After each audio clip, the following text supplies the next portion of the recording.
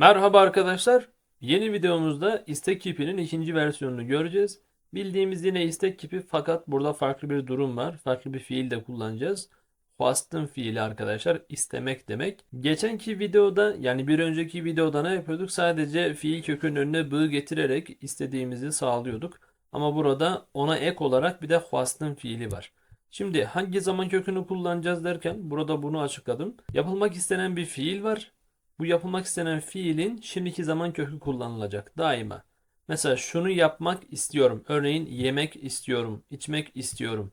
Bu yemek ve içmek fiillerinin şimdiki zaman kökü kullanılacak. Ayrıca fast'ın fiili yani istemek fiili var. Onun da hangi zamanda olduğuna bakarak o zamanı kullanacağız. Ayrıca olumsuzluğu da onun üzerinden belirtiyoruz. Yani yapılmak istenen bir fiil var. Onun daima şimdiki zaman kökü. Ayrıca istemek fiili var. İstemek fiilinde de zamanı ve olumsuzluğu belirtiyoruz. Bu videoda bunu göreceksiniz. Formülümüz bu. Özne, pastın fiili.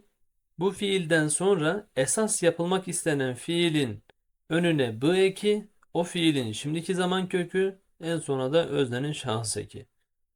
Örnek üzerinden bakalım. As özne, pastını kullanacağız. Şimdiki zaman cümlesi kuracağız örneğin. As dixwazim, bu geldi. Ben istiyorum ne? Ne istiyorum? Froten yani satmak fiili. Ez dixwazim bifroşim. Bu şekilde. Ez dixwazim bifroşim. Şimdi diyelim ki olumsuz yapacağız. Onu ne yapacağız? Bu d'yi çıkarıp yerine na yazacağız. Bir sonraki sayfada bunu göreceksiniz. Ez dixwazim bifroşim, tu dixwazi bifroşi, ev dixwaze bifroşe. Bunlar bakın şimdiki zaman cümlesi. Bir de geçmiş zamana bakın arkadaşlar. Şimdi as to ev gitti. Yerine ne geldi? Min de we ve. Neden? Çünkü istemek fiili geçişli bir fiildir. Geçmiş zamanda öznesi bükünlü olmak zorundadır bundan dolayı da. Öznesi bükünlü fast'ın fiilini yaptıktan sonra bakıyoruz yine fiilimizin şimdiki zaman kökü var. Önünde b var. Sonunda öznenin şahıs eki. Özne bu mu? Özne bu değil arkadaşlar. Özne mın değil. Bu mın fast'ın fiilinden dolayı geldi. Esas özne burada gizli olan bir ez var. Min xwast ez bifroşim. Te xwast tu bifroşi. Ve veya we xwast ew bifroşe. Yani burada aslına bakarsanız ez tu ev gizli olarak var. Nereden anlıyoruz? Fiilin sonuna gelen şahıs eklerinden. Bu şahıs ekleri bükünlü zamirlere ait değil. Zaten bükünlü zamirlerin şahıs ekleri yok. Hatırlıyorsunuz değil mi?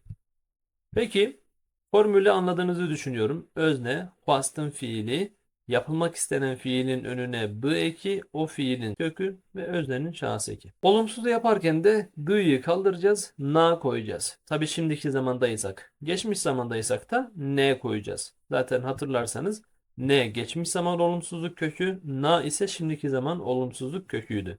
Gelecek zamanda neydi? Gelecek zamanda da ne idi? Ez naxwazim bifroşim. Bakın değişen bir şey yok. Xwastını olumsuz yapın. Bakın. Dixwazim. Naxwazim. Xwastını olumsuz yapmanız yeterli. Ez naxwazim bifroşim. Bifroşim olumlu. Bakıyorsunuz satayım. Satayım istemiyorum. Yani aslına bakarsanız yapılmak istenen fiil olumlu olarak kalıyor. Şekil olarak. Ama önüne gelen bastın fiilini olumsuz yapınca bu da anlam olarak olumsuz olmuş oldu. Ez naxwazim bifroşim. Tu naxwazî bifroşî. Ew naxwaze bifroşe. Geçmiş zamanda ne ile. Min nexwast bifroşim. Burada yine gizli bir ez var. Min nexwast ez bifroşim. De nexwast bifroşî. We ve nexwast bifroşe. Arkadaşlar niye sizce yazmıyoruz veya söylemiyoruz tekrardan min nexwast ez bifroşim? Şundan dolayı min ben demek ya. Anlıyorsunuz zaten. Ben kişisi konuşuyor. Ben de ez'e denk geliyor. Zaten sondaki şahıs ekleri belirtildiği için ayrıca yazmaya gerek yoktur. Birleşik ve türemiş fiillerde sizi uyarıyordum değil mi arkadaşlar? Araya geliyor diye olumsuzluk eki. Burada araya gelmediğini göreceksiniz. Neden? Çünkü pastın fiili üzerinden olumluluk ve olumsuzluğu belirttiğimiz için cümlenin bu kısmına karışmıyoruz. Bu kısmı olumlu kalabilir ama anlam olarak olumsuzlanır. Önüne gelen pastın fiilinden dolayı. Ez dixwazim pirs bikim. Ez naxwazim pirs bikim. Cümlenin geri kalanı aynı fakat buradan olumsuz yaptık. Ez dixwazim derî vekim. Ez naxwazim derî vekim. Örneklerimizi görelim. Bir önceki videoda ne yapıyorduk? Ez biçim, tu biçi, ev biçe yapıyorduk değil mi? Şimdi ne oldu? İşin içine xwastin fiili girdi. Ez dixwazim biçim. Ez dixwazim bihim veya bêm. Tu dixwazî nan bixwî. Ez dixwazim çay vexwim. Ew dixwazin rakevin. Ew dixwazin agir vêxin. Em dixwazin derbas bibin. Hûn dixwazin futbol bileyzin. Hûn dixwazin bimeşin. Ew dixwazin rûnin. Cümlelerin hepsi şimdiki zamanda olduğu için sade zamirler kullanıldı gördüğünüz gibi.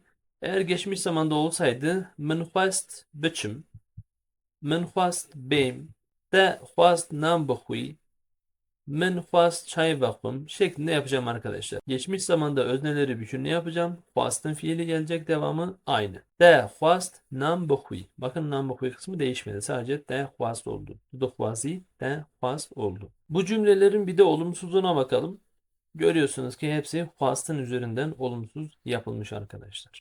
Yoksa esas yapılmak istenen fiillerde herhangi bir olumsuzluk eki göremiyorsunuz. Ez naxwazim biçim, ez naxwazim bihim, tu naxwazî nan bixwî. Bu şekilde gidiyor. Anladığınızı düşünüyorum. Çok basitti yine. Bundan sonra da arkadaşlar yine kalan 2 tane kipimiz var. O kipleri de göreceğiz. Bir sonraki videoya kadar Xatirê we serçavan, serseran.